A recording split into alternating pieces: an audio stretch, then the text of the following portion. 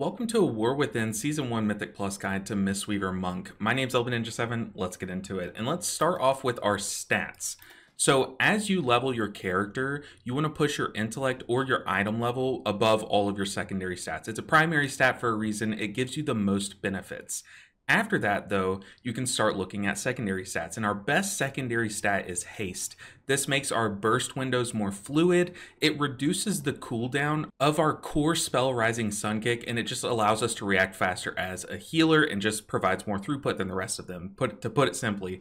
After that, you want to push your mastery up. Mastery has seen a lot of bonuses, a lot of buffs, and a brand new talent that just makes it a much better stat than it used to be. And then after that, you can go crit equals verse. Now, don't get me wrong, these are not bad stats. Verse still adds survivability to you. It also adds to your damage. So does crit, it adds to your damage, as well as both of them adding great healing to you, but mastery is just scaling very high right now. So that's why you go haste, then mastery, then crit equals verse. Moving on to the talents, we're going to be talking about the Conduit of Celestial's hero talent tree. I do plan on making a follow-up part 2 of talking about Master of Harmony. I just want to limit confusion and talk about one set of talents that you can have at a time. But outside of that, the talent build looks like this. Now, I am remaking this video because I did just have something wrong. I fully admit that.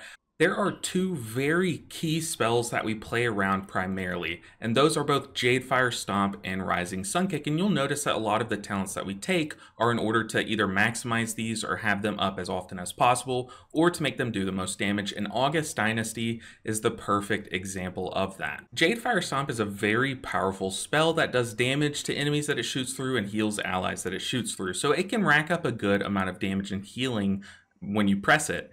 However, you don't just press it for its immediate effect, because it gives you a slew of other buffs that are very powerful. It gives you Ancient Teachings, making your Tiger Palm, Blackout Kick, and Rising Sun Kick heal or convert 170% of their damage into healing. It gives you Ancient Concordance, which makes your Blackout Kicks cleave onto 3 targets as opposed to just hitting 1. And it also gives each Blackout Kick hit an extra 10% chance to reset Rising Sun Kick's cooldown completely. And what that's referring to is Teachings of the Monastery. So Teachings of the Monastery, every time that we Tiger Palm, it's gonna give us a stack of Teachings of the Monastery, and this can stack up to 4 times. The next time that you hit Blackout Kick, it's gonna hit an additional time. So what that looks like is this. We're gonna Tiger Palm, Tiger Palm, Tiger Palm. You see my stacks are gaining up here. We have 4 stacks, and then I unleash Tiger Palm. It's going to hit a total of 5 times. The 1 initial hit, and then the 4 bonus Teachings of the Monastery Blackout Kicks. Now, this also pairs very well in more than just one ways with Ancient Concordance, because if we Tiger Palm and stack up that Teachings of the Monastery, and we're on our Stomp, not only will those Blackout Kicks cleave onto up to 3 targets, but they're going to have more chances to reset Rising Sun Kick's cooldown. So let me Rising Sun Kick to put it on cooldown, and then I'm going to Blackout Kick, and you see there's just such a high chance to reset Rising Sun Kick when you fully stack up Teachings of the Monastery. And finally, Awaken Jadefire. Now, this talent has 2 benefits. So the first one is that while we're on our Jadefire Stomp, our Tiger Palms are going to strike twice. Now, this is very good at stacking up our Teachings of the Monastery twice as fast. Now, if we press Tiger Palm on our Jadefire Stomp, it gives us 2 stacks of Teachings of the Monastery. If we press it again, it'll go up to 4. So you can just stack that Teachings of the Monastery up very quickly and get a lot more bursty Blackout Kick damage. The other half of this talent is that our Spinning Crane Kicks will heal 3 targets for 90% of the damage that it does while you're on your Jadefire Stomp. Now, this is what we played around a ton in Dragonflight. However, since there have been so many buffs to our single target rotation, you don't do this as often, and your tanks, on top of that, your tanks aren't going to be pulling as big as they used to in the current climate, but this is still a very valuable tool to have in your toolkit, and if the pull counts start getting upwards of like 7 or 8 or 9, then swapping from your single target rotation to Spinning Crane Kick can still give you some pretty solid throughput. And not to mention, while you're on your Jade Fire Stomp, each time that you connect with a spell, it's gonna have a 6% chance to reset that Jade Fire Stomp's cooldown.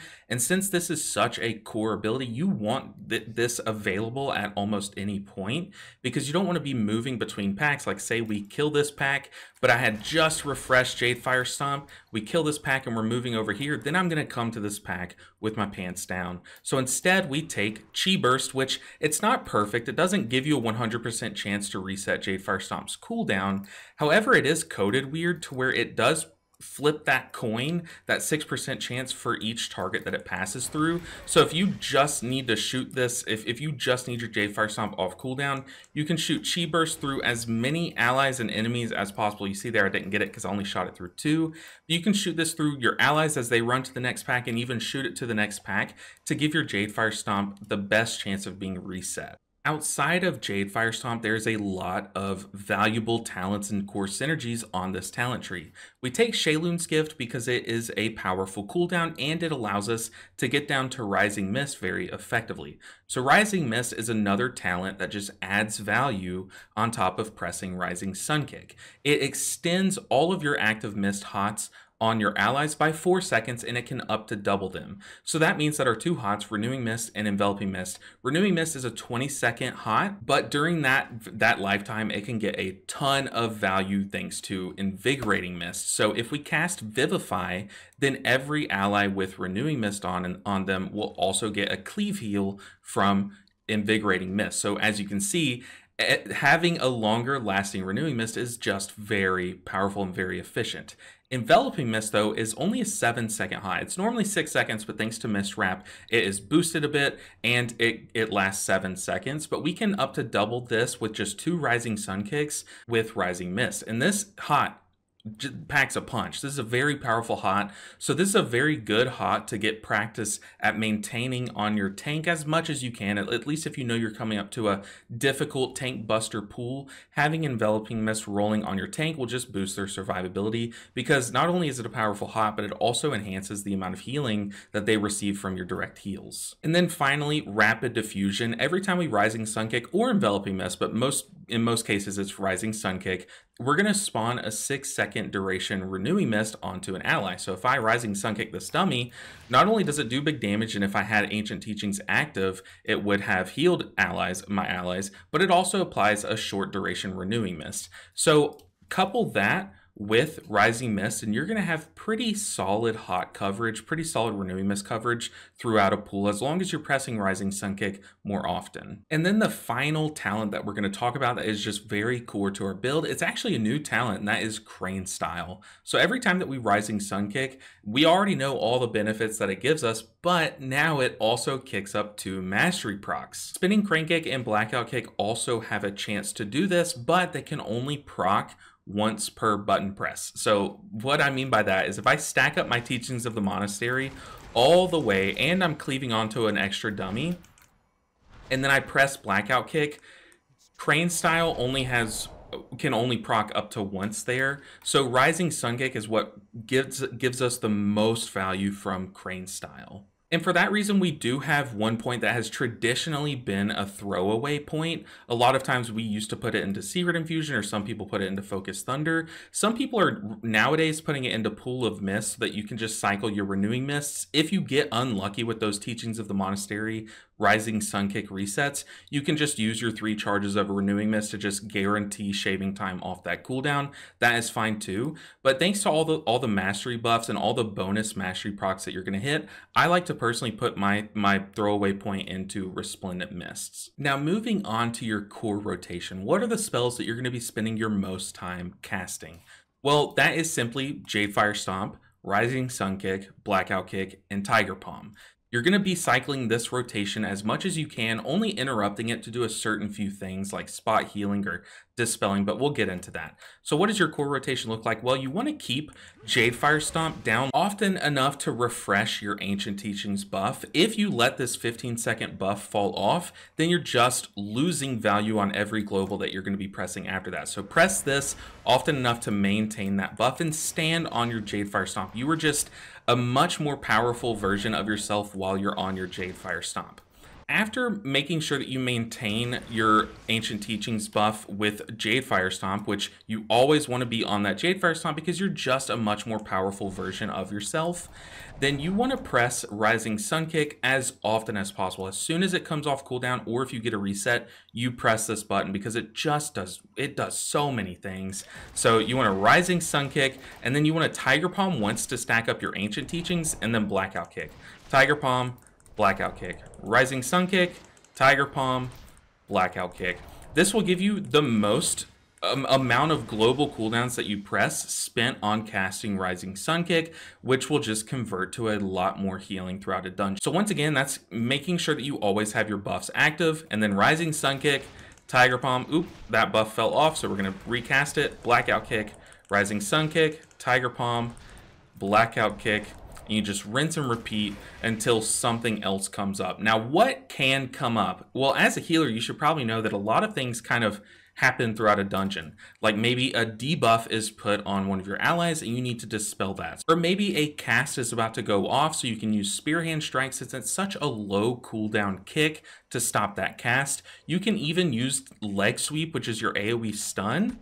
Or you can use Ring of Peace, which boops things out from the center. So if you put it right next to an enemy, it'll stop their cast for a longer amount of time. Just beware that they might still cast that spell once they get done being booped. But more importantly, as a healer, you will need to spot heal. Sometimes the damage to one target is just way more than that punching and kicking rotation can handle. So for that reason, we do have Vivacious Vivification. This is an always counting clock. You'll see it here. I have a weak aura for it. It is always counting. And once it hits 0, it's going to refresh its buff. But as long as you have this buff active, your next Vivify is instant cast and it juices up. It just does more healing. See, we can press it again. Instant cast. Normally Vivify does have a cast time, but playing around these procs or this is very good. However, sometimes your allies will need more healing than just a single Vivify. So what would you do in that situation? Well, that's where Soothing Mist comes in. Soothing Mist is a channel that kind of links you to that ally,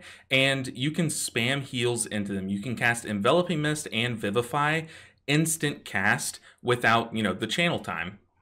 So if my ally needs more than one Vivify's worth of healing, and I know this, or I know that they have a dot ticking on them, for example, that's going to be ticking for a longer duration, I can Soothing Mist and spam Vivify's into them until they're fully topped up or until they're safe enough to where I can get back to my rotation. And sometimes you know that a debuff or a big amount of damage is going to come onto one of your allies, like maybe your tank is just running in like Leroy Jenkins style, and he is just going to pull like a whole entire room, so you know he's going to be under significant danger. Well, that is where Chi Harmony comes in, and that's also where Enveloping Mist comes in. So if you have enough time to prep your single target spot healing, you can first apply a Renewing Mist to them so that they take 50% more healing from you, and then you can channel Soothing Mist into them and start that Soothing Mist with an Enveloping Mist so that they have that powerful hot ticking into them, but also you're going to be doing boosted healing to them also thanks to Enveloping Mist. And I feel like this is a pretty solid time to bring up our tier set. We have a pretty basic Season 1 tier set, but the 2 set buffs both of our Mist healing hots just by 10. And then our 4 set says that whenever we Vivify one of our allies, it's going to extend either of those Mist hots by 3 seconds. And it can only proc once per hot, so it can just extend that buff by 3 seconds. So by doing this, you're just providing them with a 10-second Enveloping Mist and a 23-second Renewing Mist, but that's less important. And then you're just spamming a lot of heals into them. So that is your spot healing. But what are some other reasons that you would interrupt your core rotation? Well, one of them actually lands on our hero talent tree. So this is a good time to talk about the 4 Celestials, what this whole hero talent tree is designed around. Well, it does have its own brand new cooldown that's very powerful, but the whole purpose of this hero talent tree is that you're going to have the 4 monk celestials come out and assist you during battle, and doing certain things will proc certain celestials to come out and help you, and they each have different effects. So starting with Zwin, this is the most passive one that will happen just throughout combat. Each time that you hit Tiger Palm or Vivify, you'll have a chance to call Zwin to come out and swipe your target. And this swipe will do damage and then heal an ally for twice as much of that damage. But the real powerful one that does actually interrupt your rotation happens after Zwin procs. So Zwin will swipe your target, and then Nitzao will be ready to assist you. he's going to make your next enveloping mist cast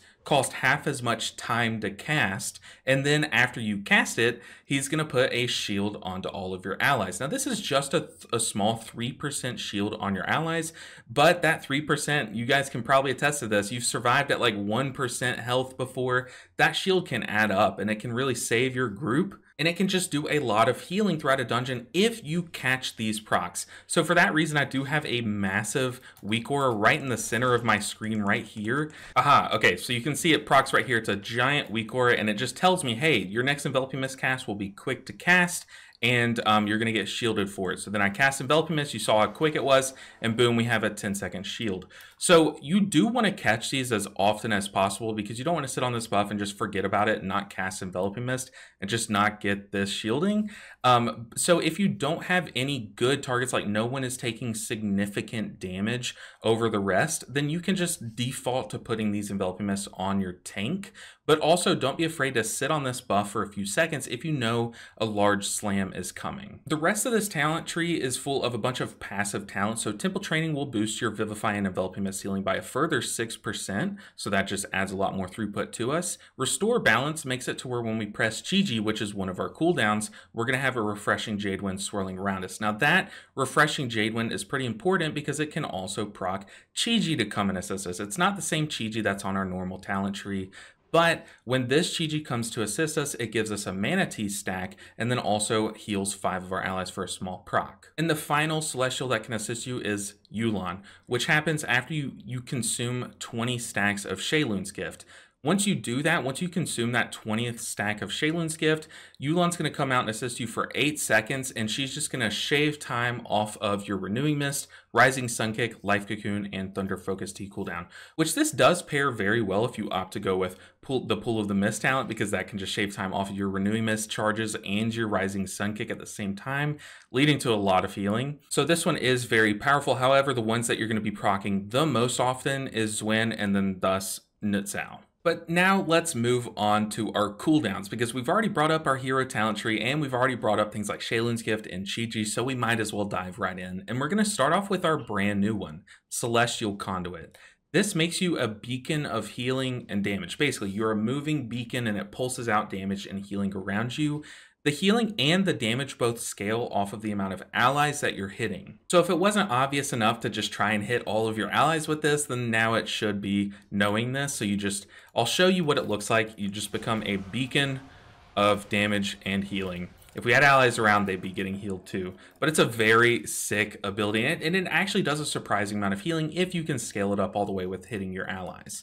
On top of that, you have Unity Within, which says that at the end of this channel, you're just going to summon all 4 of the Celestials to do their benefit at twice the effectiveness. So you'll get twice the shield from Nutzao, you'll get a twice as strong proc swipe from Zwin. You know, you're just going to get all 4 of the Celestials at twice the effectiveness. You can also press this button, so pressing Celestial Conduit while you're channeling it to just instantly proc Unity Within, which is very good because if you press it thinking that it's going to be enough to heal the damage that's coming in, but that damage starts to surprise you and overwhelm its healing, you can press this again to get that instant shield, get that instant heal from Chi-Ji, and then that can really help you out during the middle of the channel. Our next cooldown is Sheilun's Gift, and it's more of a recharge than a cooldown, but in order to fully recharge this, it'll take 40 seconds thanks to Veil of Pride.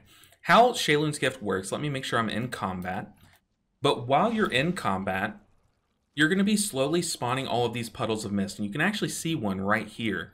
But you're going to be spawning these puddles of mist once every 4 seconds around you, and then once you go to cast Sheilun's Gift, it's going to consume all the active puddles and do a bigger heal on your party based on the amount of puddles that you consume. So if you let this stack up to 10 times, it's going to give you its biggest heal, but if you only cast this with 1 stack out, it's going to be a very small heal to every ally. So for this reason, you want to at least let it stack up to like 6 or 7 times to get good effective healing from this, but allowing it to sit at 10 stacks for too long is not a good thing. You want to use this very often because it's a very short cooldown and a very powerful one at that. So now that we have a couple stacks out, I'll show you. You can probably see the healing number on my nameplate down here. We're going to cast Sheilun's Gift, and boom, it did almost 1 million healing. I think this this random guy got healed by like 1.6 million. So you can see it does a massive amount of healing. And our third cooldown is Invoke Chi-Ji. Now this is arguably our most powerful one because it's a 12-second window where you are just doing so much more healing. So how this works is you're going to summon Chi-Ji to fight alongside you, and she just buffs what you're doing and enhances your spells. How it works is while Chi-Ji is out beside you, every time that you kick, it's going to also kick up 2 mastery procs. Now these are also in tandem with Crane Style, so if you Rising Sun Kick, it's going to kick up 2 from Crane Style and 2 from Chi-Ji. But one of the big differences with Chi-Ji and Crane Style is how it works with Blackout Kick. Blackout Kick, like I said, no matter how many times you stack up Teachings of the Monastery, you can only get up to 1 proc when you press Blackout Kick from Crane Style. However, if we fully stack up Blackout Kick and then press it during Chi-Ji while cleaving onto 3 targets, we're going to kick up 2 mastery procs per hit of Blackout Kick. So already you can see that there is a lot of mastery value during this Chi-Ji window. However, on top of that, every time that you kick an enemy, you're going to gain a stack of what I like to call Chi-Ji. You're going to gain a stack of Chi-Ji. Each of these stacks reduces the cast time and the mana cost of your next Enveloping Mist by 1/3. So you kick 3 times, your next Enveloping Mist is instant cast and free on mana. So already the rotation during Chi-Ji starts to develop itself. You want to be kicking often, and you want to be casting Enveloping Mist once you fully charge up Chi-Ji. But one thing that's very important to note is that there is some prep that you as the player should do before casting Chi-Ji in order to get the most effectiveness out of it. First off, you want to reapply Jade Fire Stomp. That way, while you're during your Chi-Ji window, you don't want to be having to refresh all of these buffs. You just want to have this active and just use all of your globals during Chi-Ji on doing Chi-Ji things. On top of that, you also want to stack up your Teachings of the Monastery all the way. That way, right once you summon Chi-Ji, you're going to unleash a flurry of Blackout Kicks and do a massive burst of healing. Also worth mentioning is that right once you summon Chi-Ji, it's going to shield your party. So yes, this is a very powerful healing cooldown, but that instant shielding can add up and can make a difference. So I like to press this right before a big slam of damage so that that shielding can mitigate a lot of that damage from hitting our health bars. And then unleashing that Blackout Kick and popping Chi-Ji right after the damage. That way we get a big burst of healing. So what does Chi-Ji look like? Well, let me just show you an ideal rotation. So we're going to just make sure, we're going to pretend like we're coming in with all of our Teachings of the Monastery stacks. We're going to refresh Jade Fire Stomp, summon Chi-Ji, unleash a flurry of Blackout Kicks, Enveloping Mist, Rising Sun Kick, Tiger Palm, Blackout Kick, Enveloping Mist, Rising Sun Kick, Blackout Kick, Enveloping Mist. You see there, I'm watching that duration to make sure that I can get in those kicks before the duration of Chi-Ji ends. You can also kind of game it to get a lot more Enveloping Mist out during that window. If the damage isn't as immediate, like maybe you pop Chi-Ji and that damage is just constant pulsing over like 20 seconds, or it's a longer pool, you can, instead of going for the mastery value from Chi-Ji, you can then dump some of the value into just trying to get as many Enveloping Mist out as possible by simply pressing, if you have 3 targets to cleave off of, you're going to hit 3 times each time you click a Blackout Kick. That's going to fully charge up that Enveloping Mist stack. So you can Blackout Kick, Enveloping Mist, Blackout Kick, Enveloping Mist. You can basically do this rotation during Chi-Ji in order to apply a bunch of Enveloping Mist onto your party. And then toward the later half of the Chi-Ji window, I guess I can go ahead and show you now. During that later half of the Chi-Ji window, you can then start weaving in some Rising Sun Kicks to try and extend all of the Enveloping Mist that you just applied. So let's go ahead and do it. So we're going to Jade Fire Stomp, summon Chi-Ji, Blackout Kick, Enveloping Mist, Blackout Kick, Enveloping Mist, Blackout Kick, Enveloping Mist. And since Chi-Ji is about to end, I can start Rising Sun Kick, Blackout Kick, Enveloping Mist, and then go from there. So that way we just applied more HOTS than if we would have relied on the mastery healing, and then came out of that with extended HOTS thanks to Rising Sun Kick and Rising Mists.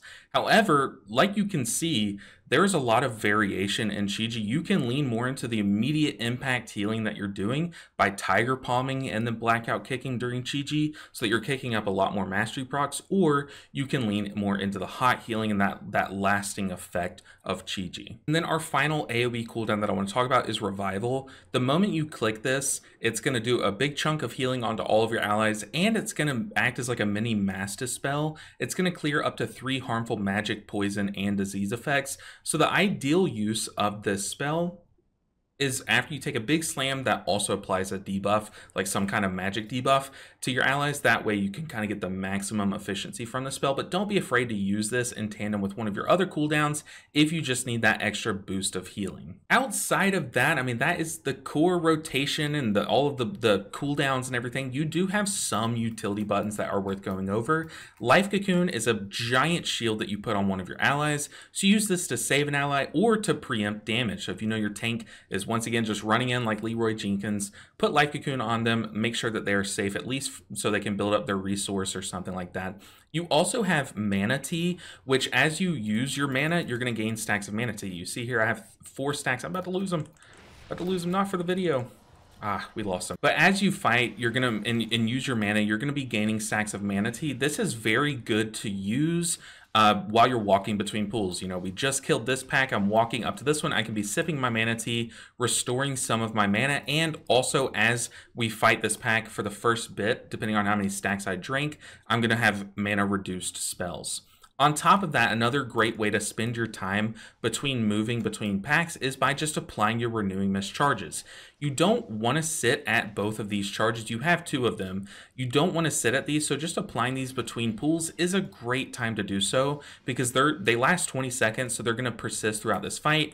Anytime that I Rising Sun Kick during this fight, they're going to be extended, and then throughout that entire pool, anytime I have to press Vivify on an ally, I'm going to be healing more people depending on how many Renewing Mists are out. But that's going to do it for this guide to Season 1 of The War Within. My name is Ninja7, and I want to say thank you to you guys. When I say something wrong, it is so okay for you to call me out because I think it makes my videos better, makes my content better, and then makes the learning experience for you as the viewer better. But like I said, I remade this video. I'm not afraid to admit when I'm wrong. So if you like this video, make sure and hit that like button on your way out. Make sure that you're subscribed because we are nearing 10,000. It would be so sick to hit 10,000 this week as The War Within drops. That would be awesome. But also I want to give a special shout out to the patrons of this channel because they are the reason why this channel is even possible, why I'm still here making videos. Thank you so much to these guys on the screen. But with that, that concludes this guide. I'll see you guys in the next video, and until then, take care.